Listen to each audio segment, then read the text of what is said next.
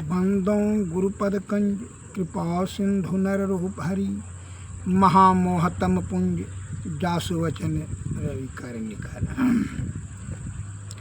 भक्तगणों को तथा धर्म अनुरागियों को मेरा हार्दिक नमन। यथा नद्यम सयत दम मना समुद्रे स्तम गच्छन्ति नाम रूपैन विहाय तथा विद्वान नाम रूपा आदि मुक्तः परात परम पुरुष में उपैति दिव्यम अर्थात मुंडक 3 खंड 2 से अर्थात जिस प्रकार निरंतर बहती हुई नदियां अपने नाम रूप को त्याग कर समुद्र में अस्त हो जाती है, उसी प्रकार विद्वान नाम रूप से मुक्त होकर प्रात पर दिव्य पुरुष को प्राप्त हो जाता है। विद्वानगण सभी आसक्ति का परित्याग करके और नाम रूप ये सभी का त्याग कर करके क्या करते हैं, जैसे सभी नदियाँ अपना नाम रूप सब त्याग करके समुद्र में समाहित हो जाता है, उसी प्रकार जो है प्रात पर में विद्वान क्या कहते हैं, प्रात पर दिव्य पुरुष में को प्राप्त होते हैं, उसी में लीन हो जाते हैं, अर्थात पर ब्रह्म में लय हो जाते हैं, मिल जाते हैं। फिर जो है उसको किसी प्रकार का कोई शोक संताप पाप ताप के चक्कर में नहीं फंसना पड़ता है। इसके लिए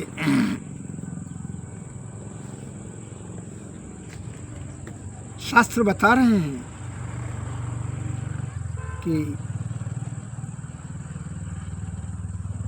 शुभम शीघ्रम अशुभम दीर्घम, अर्थात शुभ जो विचार आपके मस्तिष्क में आ जाए तो यथाशीघ्र कर लो,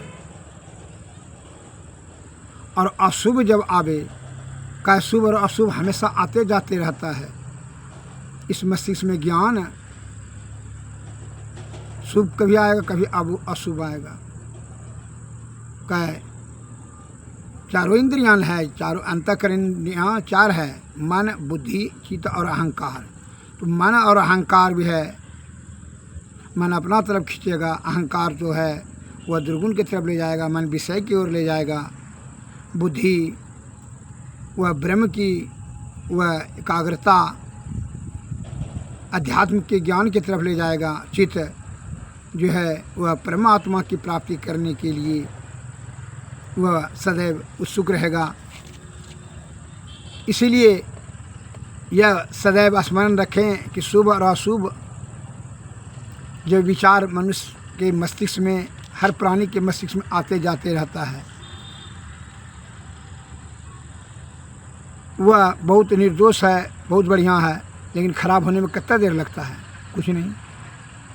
बहुत सज्जन है, अगर यदि जवान खूबसूरती स्त्री संपर्क में आवे, चूँकि विषय बड़ा बड़ावती होता है, वह कामासक्त हो सकता है। अटेंडम दरिद्र को बहुत त्यागी है, लेकिन जब धन के संसर्ग में जाएगा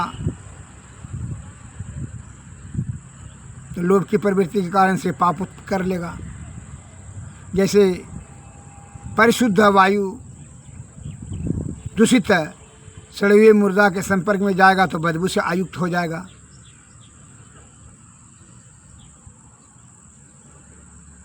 बाग बगीचा के संपर्क में जाएगा, खुशबू से आयुक्त हो जाएगा। सेंट के संपर्क में जाएगा, सुगंधित हो जाएगा।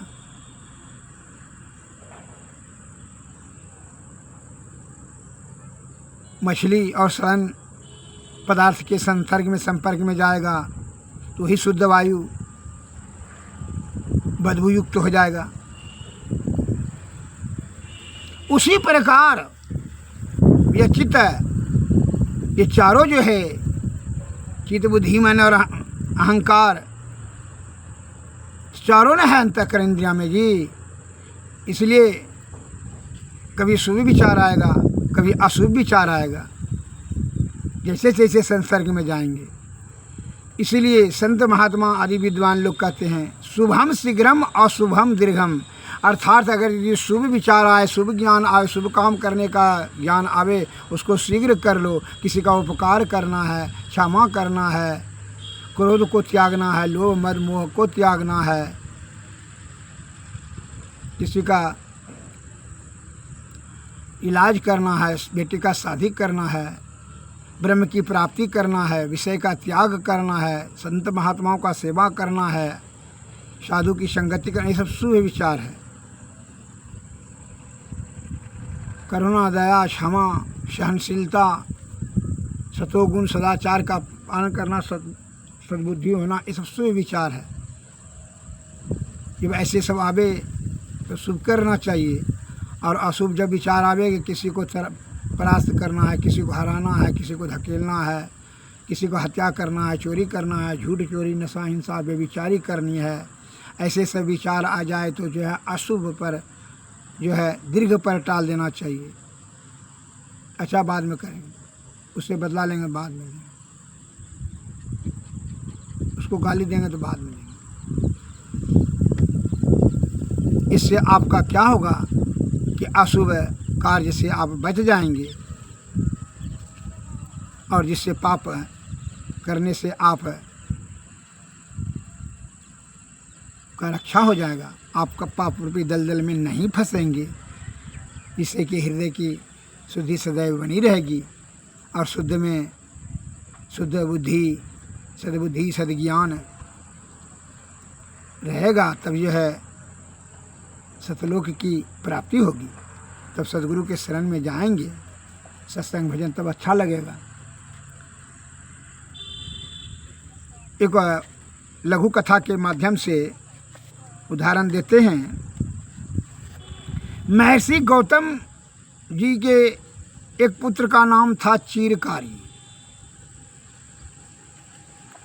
वह बुद्धिमान थे, कार्यकुशल थे, किंतु प्रत्येक कार्य को बहुत सोच समझ करके क्या करते थे।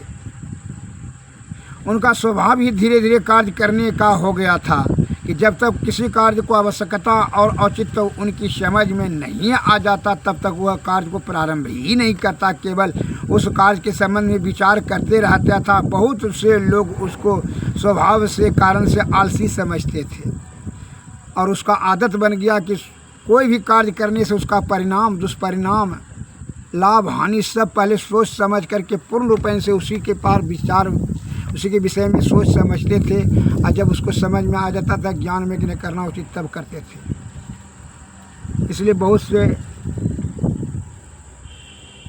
लोग उसको आलसी कहने लगा। लोग क्या कहेगा उसके फेर में छोड़ दीजिए, अपना शुद्ध विचार और शुद्ध ज्ञान से ही कार्य, हृदय रूपी ज्ञान पर, आत्मज्ञान से सोच समझ करके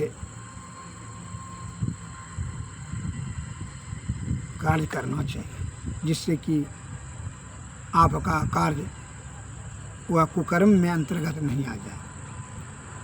एक बार महर्षि गौतम जी को किसी कारण से अपनी पत्नी पर से रुष्ट हो गया, और जो है क्रोध में आकर उन्होंने चिरकारी को आज्ञा दे दी कि बेटा इस दुष्टा माता को जो है तू मार डालो।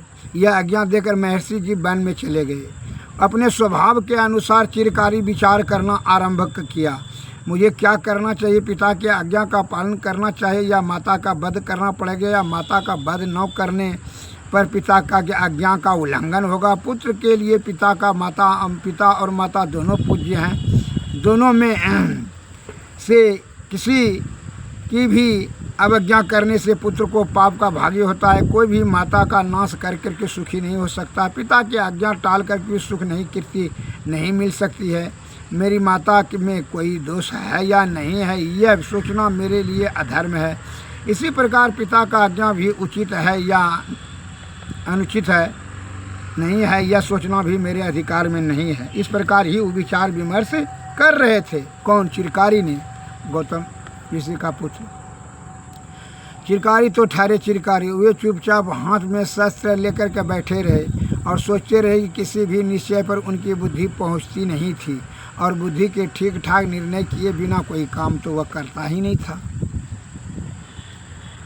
उधर वन में जाने से जब महर्षि गौतम को क्रोध शांत हुआ तब उन्हें अपनी भूल का ज्ञात हुआ। वे बहुत दुखी होकर सोचने लगे और यथाशीघ्र लौटे। मैंने आज कितना बड़ा अनर्थ किया, अवश्य मुझे स्त्री बद्ध का पाप लगेगा। मेरी पत्नी तो निर्दोष से क्रोध में आकर मैंने बिना विचारे ही उसको मार डालने का आदेश दे दिया है। कितना अच्छा हो कि चिरकारी अपने नाम को ही आज सार्थक करे। महर्षि शीघ्रतापूर्वक आश्रम की ओर लौटे। उनको आते देखकर चिरकारी ने लज्जा से शस्त्र को छिपा दिया और उठकर पिता के चरणों में प्रणाम किया। महर्षि ने अपने पुत्र को हृदय से लगा लिया और सब वृत्तांत जानकर प्रसन्न हृदय में उसको आशीर्वाद दिया और ज्ञान दिया, उपदेश दिया। वे चिरकारी को उपदेश देते हुए बोले, हितैषी का वध और कार्य का परित्याग बहुत सोच समझ करके करना चाहिए। किसी से मित्रता करनी हो तो सोच विचार कर करनी चाहिए। क्रोध, अभिमान, किसी का अनिष्ट, अप्रिय और पाप कर्म करने में अधिक से अधिक विलंब करना चाहिए। किसी के भी अपराध करने का उसे शीघ्र दंड नहीं देना चाहिए, बहुत सोच समझ करके दंड देना चाहिए। मैंने क्रोध, भय, ईर्षा, लोभ, ईर्षा, काम, वासना में किसी प्रकार का कोई भी डिसीजन नहीं लेना चाहिए, निर्णय नहीं लेना चाहिए। यथाशीघ्र किसी पर क्रोध कर करके उसी को दंड भी नहीं देना चाहिए। बिना सोचे समझे कोई भी कार्य बिना सोचे समझे जो करे पाछे पछताए, काम बिगाड़े अपना जग में होत हंसाए। और दूसरा भी उदाहरण देते हैं। इस प्रकार से महर्षि जी ने अपने पुत्र से बड़ा प्रसन्न हुआ। इसीलिए कहते हैं कि शुभम शीघ्रम और शुभम दीर्घम। शुभ काम क्या करना चाहिए? शुभ काम शीघ्र करना चाहिए और शुभ काम दीर्घता पर टाल देना चाहिए। और शुभ विचार आवे तो पाप वाला कार्य जब करने का मन में भाव पैदा हो तो उसको देर पर टाल दीजिए, शीघ्र मत कीजिए। चोरी करेंगे, पाप करेंगे, उसको मारेंगे, इसको पछाड़ेंगे, उसका धन छीनेंगे, बलात्कार करेंगे, ये सब जब भी पाप वाला काम दिमाग में आ जाए, क्या कामासक्त प्राणी न है जी, विषय भोगी न है। इसलिए यह ज्ञान की बात विद्वानों का कथन है कि यथाशीघ्र अशुभ काम आवे दिमाग में तो नहीं अमल करना चाहिए। अशुभ काम यथाशीघ्र अमल करना चाहिए। और दूसरा भी उदाहरण देते हैं कि बहुत पहले काशी में एक प्रजावत्सल तथा धर्मात्मा राजा रहता था। एक दिन वह देवदूत ने आकर के उसको कहा, महाराज आपके लिए स्वर्ग में स्वर्णिम प्रसाद बने तैयार हैं, उनमें आप बड़े सुखपूर्वक निवास कर सकेंगे। राजा बड़ा प्रसन्न हुए। साथ में परलोक की ओर से सर्वथा निश्चित सा हो गया कि अब तो हमको स्वर्ग एकदम निश्चित हो गया। थोड़े दिनों के बाद वह अहंकार होना स्वाभाविक हुआ। जैसे जिसको कब देखिए बेईमानी स्थानीय जब किसी प्रकार धन जमा कर ले तो कितना अहंकार होगा, उसी प्रकार यह राजा तो था ही, धन तो था, या धर्म भी सोचा कि हम तो बड़ा धर्मात्मा हो, स्वर्ग तो हमारा एकदम रिजर्वेशन कोटा में हो गया है। कहा है देवदूत ने स्वयं कहा है। अहंकार हो गया, इस कारण से यह अपना सद्गुण इसका धीरे धीरे नष्ट हो गया। अब एक दिन थोड़े दिनों के बाद जब वह वन में एक तपस्वी वन में गया टहलने के लिए, भ्रमण करने के लिए, तो वहाँ राजा मन में भी उनके दर्शन कर लालसा हुई। एक महात्मा जी थे, बड़ा हुआ, सब आदमी बहुत आदमी जाते थे दर्शन करने, तो राजा को भी हुआ कि दर्शन करें कैसा है, लालसा भी इनको जागृत हुआ। गया दर्शन करने के लिए। महात्मा जी ध्यानाभ्यास थे, ध्यान में थे। उसने उठ करके किसी प्रकार का कोई प्रतिक्रिया नहीं था। राजा के मन में क्रोध हो गया कि देखो ये महात्मा कितना बड़ा अभिमानी है, हमको उठ करके प्रणाम पाती नहीं किया, ना बैठने के लिए कहा। बड़ा अनुभव हुआ, अपमान हुआ। वह क्या है, वो घोड़े का लिद्दी था तपस्वी के सिर पर रख दिया, उस महात्मा जी के सिर पर। राजा था, अहंकार में कुछ भी। और कुछ दिनों के बाद एक देवदूत, वही देवदूत ने जो कहा था स्वर्ग के बारे में, वही देवदूत फिर आए और कहा कि राजा साहब आपका जो है वहाँ जो हर जगह कोई खाने पीने की व्यवस्था, खाली घोड़े का लिद्दे है।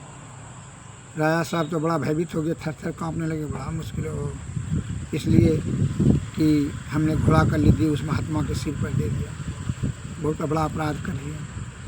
अब ये अपराध कैसे छीन होगा? तो बड़े बड़े पहुँचे हुए महात्मा जी के पास में गए और उनका चरण पकड़ करके क्षमा याचना करने लगे। महात्मा जी ने कहा तो बहुत बड़ा अपराध कर दिया, एक काम करो, तुम्हारे मन में अशुभ विचार आया होगा, इसीलिए तुमने यथाशीघ्र अमल कर लिया है। अशुभ विचार आवे तो यथाशीघ्र अमल नहीं करना चाहिए। तुमको इतना ज्ञान नहीं था, जो घोड़ा कर लीजिए हमने माथा पर धर दिया, इससे पाप लगा ना। अगर जो ये पाप निंदा के कारण से जो है तो निंदा अपना कर्मा। पुरोहित की युवान बेटी को, युवा सुंदर बेटी को जो है अपने महल में जबरदस्ती सिपाही से उठवा करके रखो 1 महीना। और शाही राजा ने किया, जा कर के जो है उसका निंदा होने लगा पूरे राज्य में। और जब निंदा होने लगा, निंदा के कारण से वो घोड़ा का लिद्दी बढ़ गया। देवदूत ने आकर के कहा 1 महीना के बाद, महाराज राजा साहब घोड़ा का लिद्दी सब खत्म, एक कोना में थोड़ा सा लिद बच गया है। कहा तो एक धोबी जो है वह निंदा नहीं किया था आपका, वो बड़ा आत्मज्ञानी पुरुष है, अतः वह आपका निंदा नहीं किया था। उसने, राजा ने अपना बुद्धि लगाया कि फिर देखिए, फिर यह अशुभ विचार आ गया। ये बुद्धि लगाया कि जो है उससे भी निंदा करवा करके घोड़ा का लीद उसको भी खिला देना हमारा हिस्सा। उसने अपने सिपाही को भेजा कि जाओ कपड़ा धलवाने के बन्हा से बोलना हमारा निंदा करना। यह कपड़ा सिपाही ले गया, अपना कपड़ा एक पोटरी, और कहा रामू भैया, रामू बैठा भैया, रामू बैठा भैया। हाँ हाँ क्या बात है? करके देखिए कपड़ा धुलवाना है। क्योंकि हाँ ठीक है धो देंगे, बोलो। तो उसने कहा कि देखिए ना ये राजा साहब ने, हम तो जानते करते हैं हम सिपाही हैं उनका। क्योंकि हाँ राजा साहब ने जो है ना पुरोहित की जवान बेटी को 1 महीना से लेकर के अपने महल में ही रखता है, अपने कक्ष में ही लेकर उसको सोता है। ये तो बड़ा गलती बात है, क्योंकि तुम यहाँ घोड़ा का लिद्दी खिलवाने के लिए, बांटने के लिए आया हो, राजनीतिक बुद्धि लगा रहे हो। ये सब हमारे पास नहीं चलेगा, जाओ तुम घोड़ा का लिद्दी को राजा खाएंगे। फिर ऐसा गलती किया तो हम यहाँ से श्राप दे देंगे, बस जल कर भस्म हो जाएंगे। फिर अशुभ विचार उसमें आया तो फिर जो है अपना बुद्धि लगा लिया है, राजनीतिक बुद्धि हमारे पास लगाता है। वहाँ से आया, राजा साहब को कहा इस प्रकार जो है, वह क्रोधित होकर कहा दूसरा बार अगर इस प्रकार का बुद्धि लगाएगा न राज रहेगा न राजा रहेगा, जलाकर राख कर देंगे। राजा साहब थक गए, थरथरा गए। तो देवदूत ने कहा छोड़ दिए उनसे, जो है आप इस प्रकार उसके पास षड्यंत्र मत कीजिए, वह सबसे परे है, वह अनाद पर पहुँचे हुए हैं, आत्मज्ञानी है। श्री सद्गुरु महाराज के राजा को वह भोगना ही पड़ा। इसलिए अशुभ विचार आवे उसको अमल कभी नहीं कीजिए, नहीं तो उसका जो है दुष्परिणाम आपको भोगना ही होगा। श्री सद्गुरु महाराज की, श्री सद्गुरु महाराज की। इसीलिए संत महात्मा लोग कहते हैं, आहो भाई आश्रित हो बिना गुरु अंधकार, बिना गुरु अंधकार सुझे ना कछु सार। हो गुरु आश्रित हो, आहो भाई गुरु से भी भेद ले हो, स्थूल दृश्य पिंड तोर भरा अंधकार घोर तिल पैसी पारा हो। आहो भाई ब्रह्म ज्योति पार करो, कमल सहस्र जल ज्योति करे जलमल, त्रिकुटी में सूर्य उगए हो। आओ भाई ज्योति छाड़ी गाओ शब्द गहिले अनुपधून हो। टपु सुन महासुन भवर गुफाऊं टपु हो। आहो भाई शब्द में सूरत मैली हो, ब्रह्मांड ही पार हो। सत्य में समाय रहो भवनों परहूँ पुनि हो।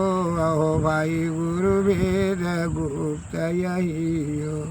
गुरु सेवे जन जोई, सतपथ बावे सोई। अहि ना दो सरल है हो। अहो भाई अहो गुरु आश्रित हो, बिना गुरु अंधकार सुझे नहीं कछु सर। श्री सद्गुरु।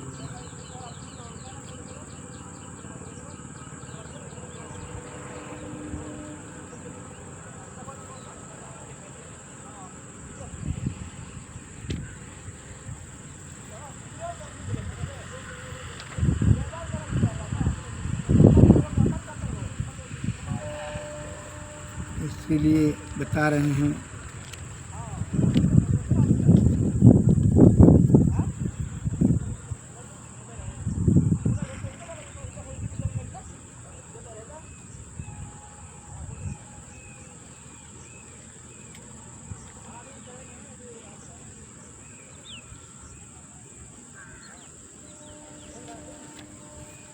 गुरु खोलिए वज्र कपट, अंधेरी सन्मुख की। गुरु खोलिए वज्र कपट, अंधेरी सन्मुख की। काया दुर्ग दुखद बंदी खाना, जले अग्निया में दुख की। हम बंदी युग यग युग से जलते, चाहे सहारा तव रुख की। हम जिस दृष्टि कृपा की धारी, खोली दीजिए पथ सुख की। चरण शरण जब आए तुम्हारी, सुनिए अर्ज दुखियन मुख की। खोलिए वज्र कपाट, अंधेरी सन्मुख की। दीन दुखदारी डगेरे हैं हमें, अंत करिए दुख की। में ही बिंदु द्वार होई पाँचे, दीजिए घर सुख की। गुरु खोलिए वज्र कपाट, अंधेरी सन्मुख की। गुरु मम सूरत को गगन पर चढ़ाना दया करके। गुरु मम सूरत को गगन पर चढ़ाना दया करके। सतधुन की धारा गहाना, अपनी किरण का सहारा गा कर। परम तेजो में रूप अपना दिखाना। साधन भजन ही न सो मौसम न को, मेरी इस दुर्बलता को प्रभु जी हटाना। गुरु मम सूरत को गगन पर चढ़ाना, दया करके सतधुन की धारा गहाना। पापों के संस्कार जन्मों के है मेरे, है जो दया कर क्षमा कर मिटाना। तुमरो बीरद है पति तन को तारन, तुमरो बीरद गुरु है पति तन को तारन। अपनो बीरद राखी मैं ही जी निभाना। गुरु मम सूरत को गगन पर चढ़ाना, दया करके सतधुन की धारा गहाना। श्री सद्गुरु महाराज। भाई हो कैसे जय मैं, भाई हो कैसे जय मैं गुरु के नगरिया। मैली मोर चदरिया एकाएक धनी बिसरैलो, दूजा दुविधा में लिपटैलो, तीजा तीन गुणन के लागल छय बजरिया, मैली चदरिया। चौथा चार वेद पढ़ियाए, पचमा प्रेम भक्ति नहीं पाए, छठ छल बल से भरल छे कोठरिया, मैली चदरिया। सतमा शब्द सुरत नहीं पाए, अठमा आलस में अलसाए, नहला भूली गेला गर्व के कररिया, मैली चदरिया। दहला दसो द्वार जब जैबै, जम के पहिराव देख डरैबै, अगर माए को पहरना कैला विज्ञान विचारिया, मैली चदरिया। माँ बार बार चेताए, कहलन गरीब दास समझाए, तिरमा जाना होगा झमघर कचहरिया, मैली चदरिया। भाई हो कैसे जैबे गुरु का नगरिया, मैली चदरिया। श्री आरती तन मंदिर में कीजे, दृष्टि जुगल कर सन मुख दीजे, चमकै बिंदु सूक्ष्म यति उज्ज्वल, ब्रह्म ज्योति अनुपम लख लीजे, जगमग जगमग रूप ब्रह्मांडा, निरखी निरखी ज्योति तजलीजे। शब्द सूरत अभ्यास सरलतर, करि करि सार सरल ऐसी जुगति आगढ़ त्यागी, भव भ्रम भेद सकल भव खंडन यारति यह निर्मल, करमेहि अमृत रस पीजे, आरती तन मंदिर में कीजे, दृष्टि जुगल कर सन मुख दीजे। श्री सद्गुरु महाराज, श्री सद्गुरु महाराज, सद्गुरु नमस्कार, जय हिंद, जय भारत।